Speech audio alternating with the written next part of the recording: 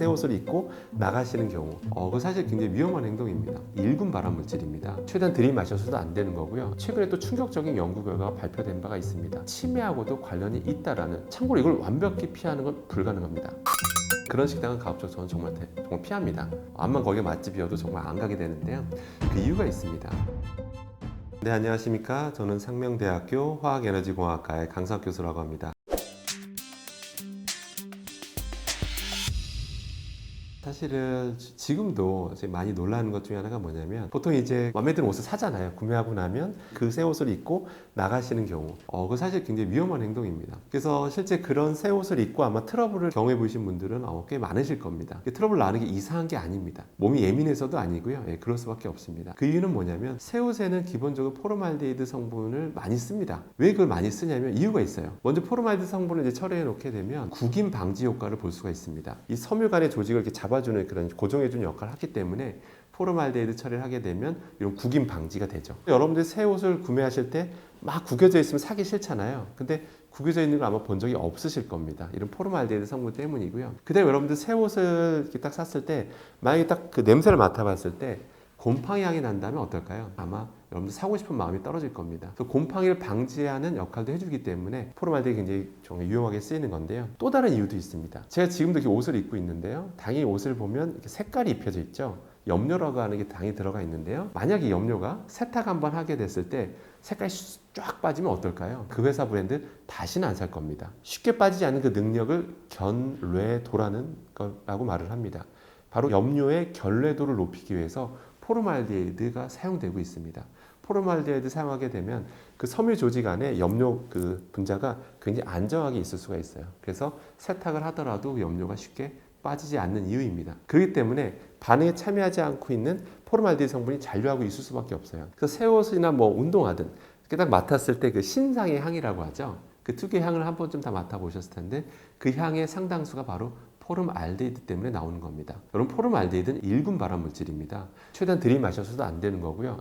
당연히 먹어서도 안 되는 거, 그런 겁니다. 근데 피부에만 닿아도 이런 것들이 피부 트러블을 일으키게 됩니다.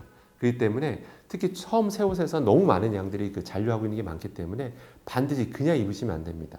그러니까 새 옷은 새 옷이라 생각하지 마시고 반드시 세탁을 하셔야 됩니다. 그 다음에 어떤 그 현명한 어머님들께서는 이런 경우도 제가 봤는데요. 놀랐습니다. 뭐냐면 아이를 낳았잖아요. 그럼 아이한테 이제 옷을 입히면 새 옷을 사서 입히고 싶은 어머님의 마음은 당연한 거잖아요.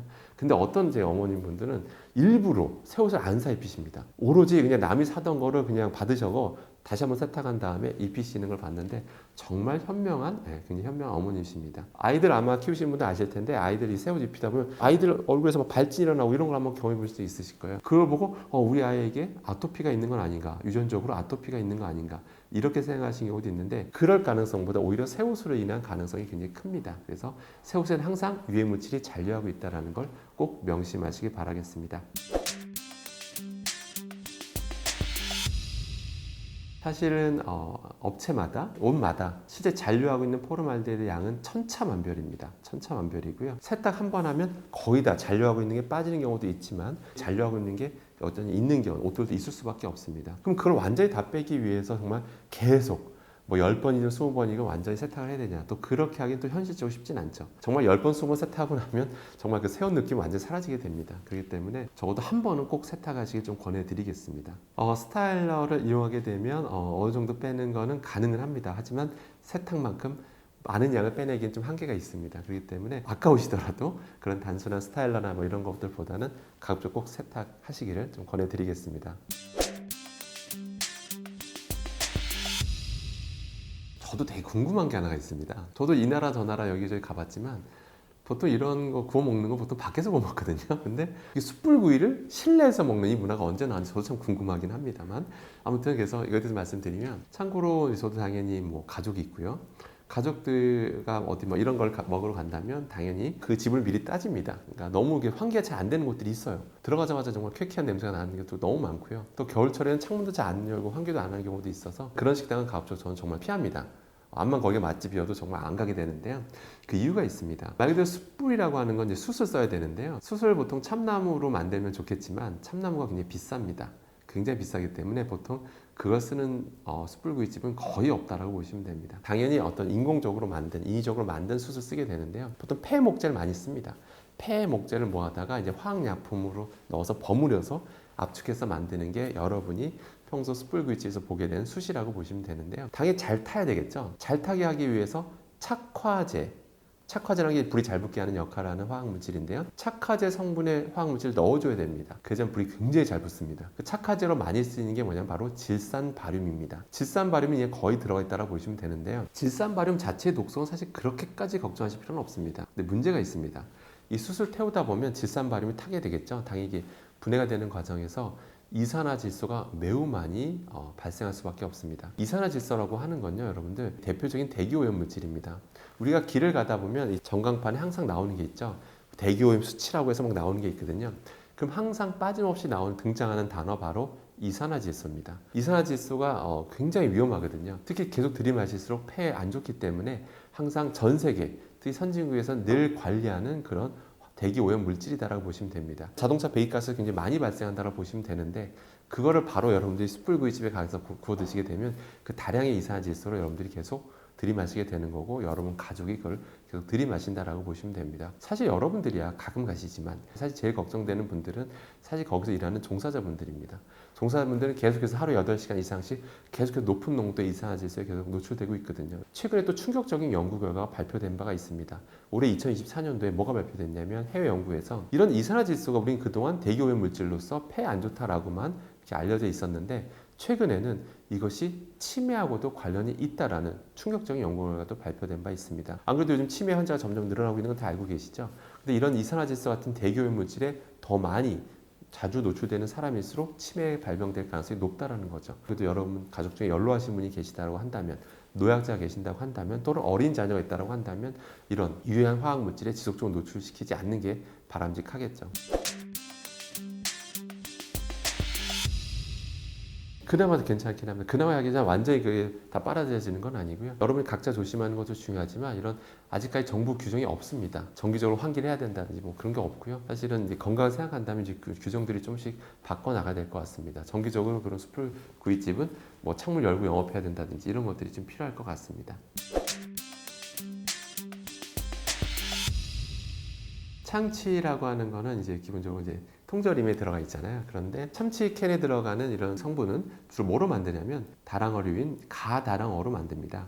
아니 가다랑어는 뭐 육지 근처면 이제 공장 폐수나 뭐 이런 게 가까이 좀 더 노출될 가능성이 있기 때문에 위험하다고 볼 수 있겠지만 그렇지도 않고 좀 멀리서 잡아오는 건데 뭘 이렇게 걱정할 필요가 있느냐 이렇게 보실 수도 있는데요. 그런데 안타깝게도 상대적으로 상위권에 속하는 이 포식자입니다. 그러다 보니까 이것저것 계속 가당어가 먹으면서 여러 가지 중금속들이 계속해서 축적이 되는 거죠. 이게 생물체에 들어오게 되면 잘 안 빠집니다. 그러니까 상대적으로 중금속 농도가 높게 나올 수밖에 없는 겁니다. 그래서 그걸로 만든 것들이기 때문에 상대적으로 이제 중금속이 높게 나오는 건데요. 그럼 어떤 중금속이냐? 정부에서 공식적으로 발표한 그 보고서에 따르면요, 메틸순이라고 하는 중금속에 주로 노출되는 1위가 바로 이제 다랑어류라고 했고요. 다랑어류라고 하는 건 가다랑어고요. 가다랑어가 주로 쓰는 게 바로 참치캔 통조림인 거죠. 그러니까 우리가 메틸순에 주로 노출되는 경로 1위가 바로 참치캔 통조림이라 보시면 되는 겁니다. 그렇기 때문에 그 안에 이제 메틸순 농도가 높은 거고 그걸 상대적으로 많이 드시는 분들은 메틸순에 노출되는 거고 이게 우리 몸에서 들어왔을 때 잘 빠지면 걱정할 필요가 전혀 없는 거겠죠.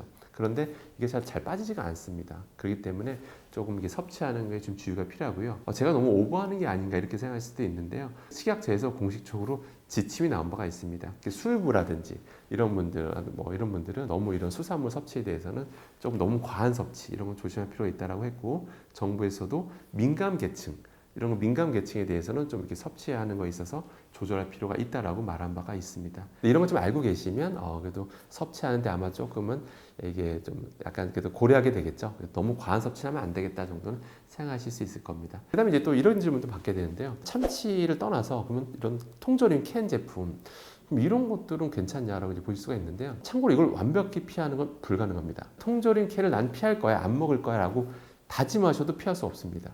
그 이유가 뭐냐면 반드시 밖에서 외식을 하게 돼 있습니다. 식당에서 조리하다 보면 통조림 캔에 보관돼서 이런 식자재들의 원재료가 들어온 경우가 많거든요. 그렇기 때문에 100% 피하는 건 불가능합니다. 근데 본인이 선택할 수 있다면 이런 통조림 캔에 들어간 음식들은 조금은 조심할 필요가 있다고 보시면 되겠습니다. 그 이유가 있습니다. 바로 통조림 캔 내부에 있는 내부 코팅제 때문인데요. 당연히 이제 금속 성분이 이게 막 산화돼서 빠져나오면 안 되잖아요. 그래서 반드시 캔 내부에는 코팅이 되어 있습니다. 코팅 소재로 주로 쓰는 게 바로 에폭시 수지라고 하는 건데요. 에폭시 수지 만들 때 사용하는 원료가 바로 한 번쯤 들어보신 비스페놀 A라고 불리우는 환경 호르몬입니다. 우리 몸에 들어와서 호르몬처럼 작동한다라고 해서 환경 호르몬이라고 하거든요. 우리 몸에서 잔류하면서 다양한 여러 가지 문제를 일으킵니다. 그래서 이제 비스페놀 A가 이제 서서히 잔류하고 있던 비스페놀과 서서히 이제 용출되거든요. 실제 그런 실험 결과도 있습니다. 시장에서 파는 마트에서 파는 통조림 캔 제품을 수거해서 비스페놀 A를 이제 조사를 해봤더니 상당수 80% 이상에서 검출이 됐던 그런 결과도 있습니다. 그래서 자꾸 이게 논란이 되다 보니까 이걸 대체하기 위한 노력도 많이 이루어지게 됩니다. 그래서 비스페놀 A 말고 다른 걸 써보자. 그래서 비스페놀 S, 이름도 비슷하죠? 비스페놀 S 가지고 이제 에폭시 수지를 만들어서 이제 통조림 캔 내부를 코팅하는 그런 제품도 나와 있습니다. 당연히 이제 비스페놀 A보다는 연구가 잘 안 됐기 때문에 비스페놀 S는 안전한 줄 알고 믿어왔습니다. 근데 또 최근에 나온 연구 결과들 보면 불행하게도 비스페놀 S에서도 여러 가지 위험성들, 독성들이 조금씩 밝혀지고 있는 게 현실입니다. 안타까운 현실이고요. 앞으로도 계속해서 밝혀질 가능성이 있습니다. 그렇기 때문에 본인이 선택하실 수 있다면 통조림 캔 제품은 좀 조심하실 필요도 있고, 여기서 제가 좀 팁을 하나 알려드리면요. 현명하게 드시는 법이 있습니다. 통조림 캔 내부 제품이 조금씩 서서히 농출된다라고 했잖아요. 주로 그 국물 성분에 주로 녹아들어 있기 때문에 그런 거 드시게 된다면 가급적이면 국물류는 드시지 않는 게 좋습니다. 가끔 어떤 회사 제품에서는 아니 우리 회사 제품 내에 있는 기름은 까놀라유를 쓴다. 까놀라유는 굉장히 몸에 좋다. 이렇게 주장하는 경우도 있는데 그 까놀라유 성분에 아까 말한 문제가 됐던 성분들이 서서히 용출될 수가 있기 때문에 또 그 참치라면 그 안에 중금속 성분도 서서히 그런 기름층으로 넘어가는 경우도 있거든요. 그래서 그런 국물류는 그냥 드시지 않는 게 좋습니다. 그다음에 이거 참치캔을 통째로 어떤 김치찌개에 넣고 끓여 드셨다면 갑자기 국물은 드시지 않고 건더기만 드신다든지, 제가 자꾸 위험성 위주로 말씀드렸지만 그런 좋은 성분도 많잖아요. 참치라면 뭐든.